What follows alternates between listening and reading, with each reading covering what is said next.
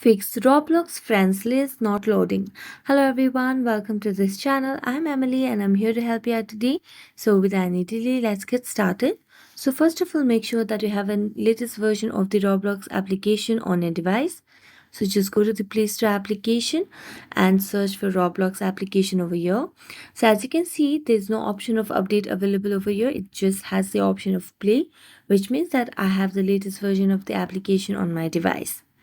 So I'm going to go back to the home screen and then make a long press on the Roblox application. So here you can see the option of app info, tap on it.